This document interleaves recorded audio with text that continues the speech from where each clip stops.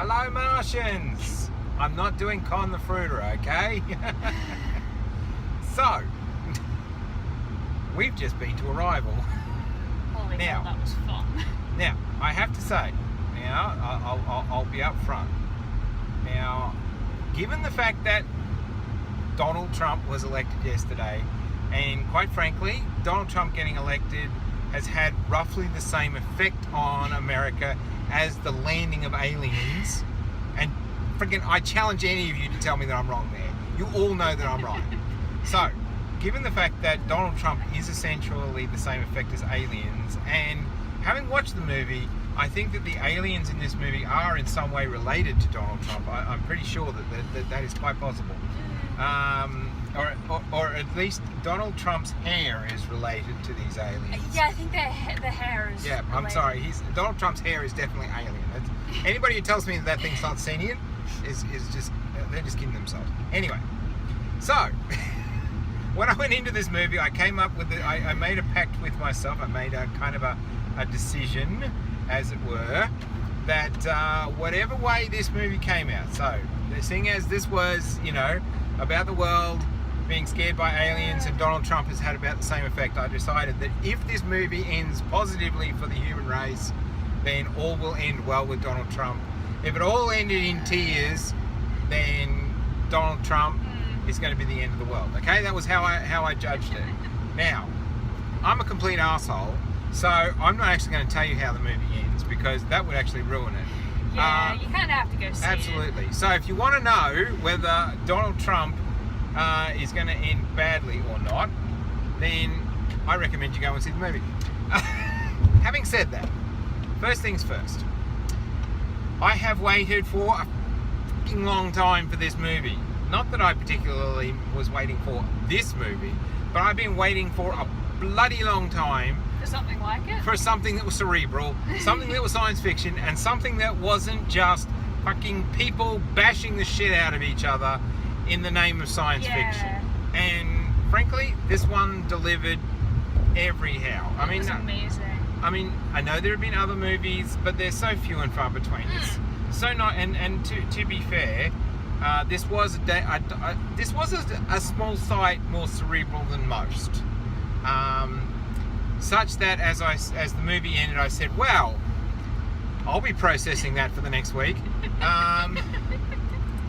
In fact, look, I'll tell you sometime next week whether Donald Trump is the end of the world or not, because I still haven't worked it out. Anyway, again, go watch the movie. So that's the first thing. Second thing that I will say, and this sort of, in all honesty, I don't think that this needs to be said, but I'm going to say it anyway, just because I feel like I need to. Women can lead science fiction movies anytime they want. Frankly, just throwing it out there. Anytime they want to put women leads, I don't give a fuck.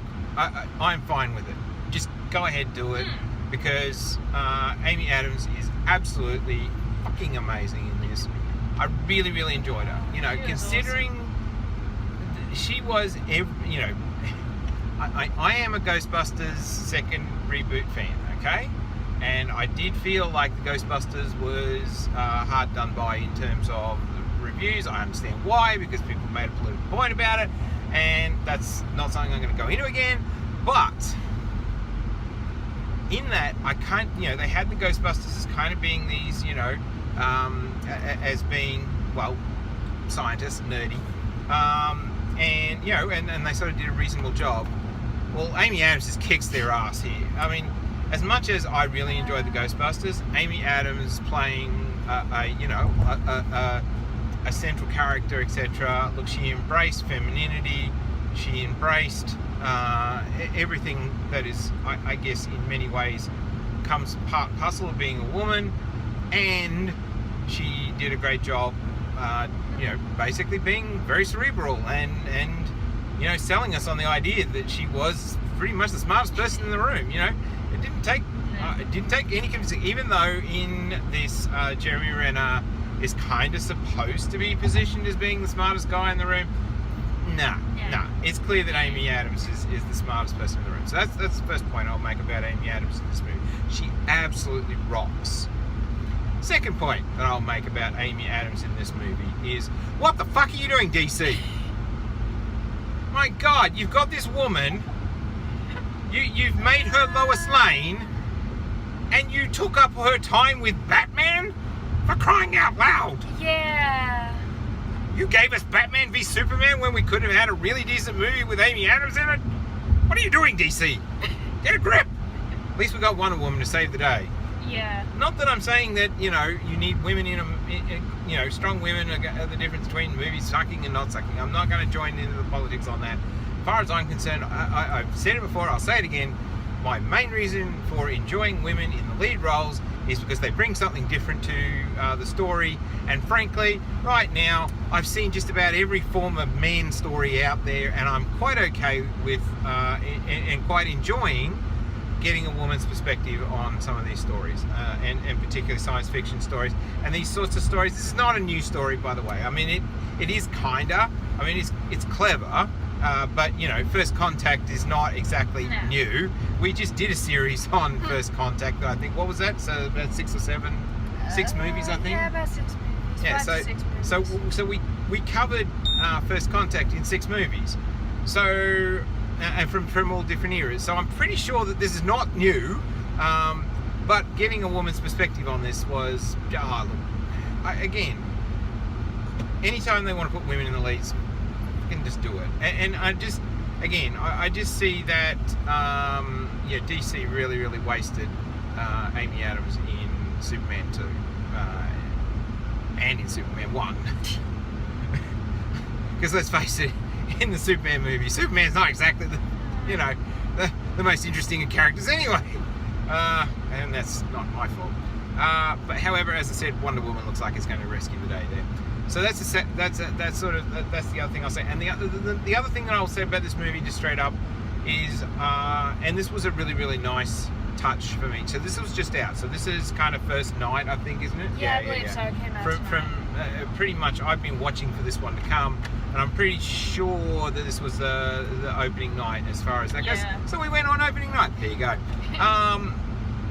What I'll say is the theatre wasn't full, but I reckon the theatre was, probably 4/5 full, and that's good.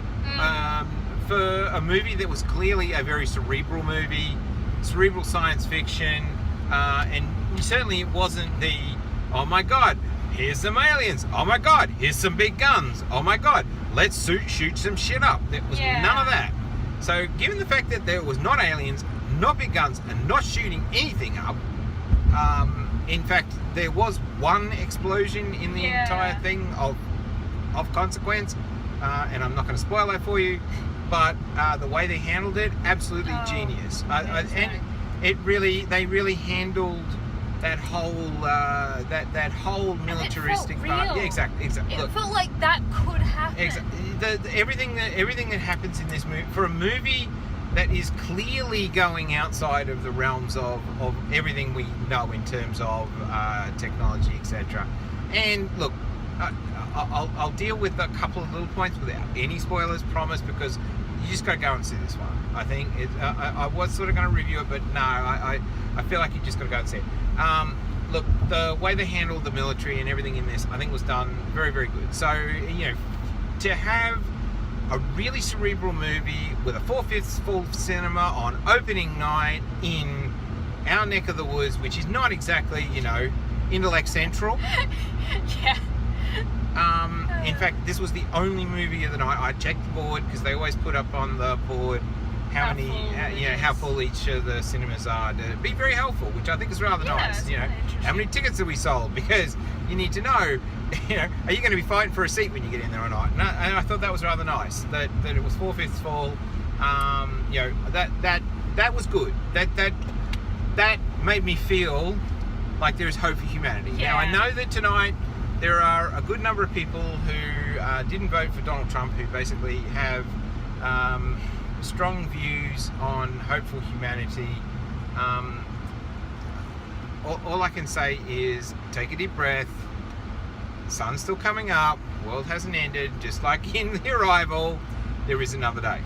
Yeah. Okay, so the last thing I'm going to say again, stay spoiler free. Definitely, this is one of those twisty, turny. I won't give away anything because it's... Yeah, but you kind of have to watch it to really understand. Well, one, you have to watch it to understand, and God knows I'm still going to be trying to understand it next week. There are a number of points here that in this whole thing where I'm kind of going, what the hell? And I'm going to need to see it a second time. But I think, look,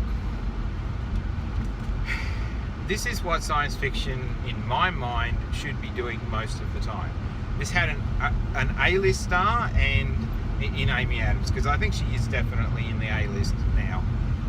It had a very, very good actor and probably an A- lister in Jeremy Renner. It had a favourite actor of mine in Forrest Whitaker, who was absolutely Yeah, I've seen him in amazing. something in I think Criminal Minds, one of the spin-offs of that, Yes. and I really liked him in that. Well, and I was glad to see him again. He was cool. Anybody who's seen The Crying Game is at this point going, oh my God, Forrest Whitaker, you're amazing. Anyway, or not, depending on the case how the case will be. So it has some really good actors. This was a really, really well written story. The special effects in it are absolutely, totally on point. The aliens are fucking amazing. Pardon my French. I was so happy when I saw them. Yes, the aliens are amazing. The process of communication is absolutely amazing, and The that's process not of communication is why I decided to see it. that's not really giving anything away. Because if you know even the smallest things about the movie, that is kind of, you know, she's a linguist. Yeah. Go figure. That's not giving anything away. And frankly, just go see it. Yeah. This is what science fiction should be. So much more often. Far too often, I feel like science fiction Is basically action. well has basically just given up and gone for special effects and a bit of popcorn, and that's it. And just to have some really good actors doing a really good story on the big screen, which is a really good, thoughtful science fiction piece that actually makes you think about everything. And frankly, I'm just going to say this, right? Truthfully, if you watch this movie, and when I said at the beginning, I said this was kind of my, acid test for Donald Trump, and I was sort of being, pretty much somewhat joking there. What I'm going to say is, having watched the movie right the way through, I think that there is such a huge, powerful story thing to say about the world, about life, about Donald Trump being president, about all of that stuff. In other words, take a deep breath. The future is unknown, so we should not prejudge what the future is going to be. And more to the point, the future is what we make it. If you want to be an obstructionist asshole, then guess what? You're going to get exactly what you want from the future. Yeah. If, however, you want to be part of making the future better, whether you agree with anybody, the other people in the room or not, then you've got a far better chance of having a brighter future. Just saying. Anyway, that's it. That's where I'll leave it. I think we're both going to give this pretty much 5 stars. Yeah.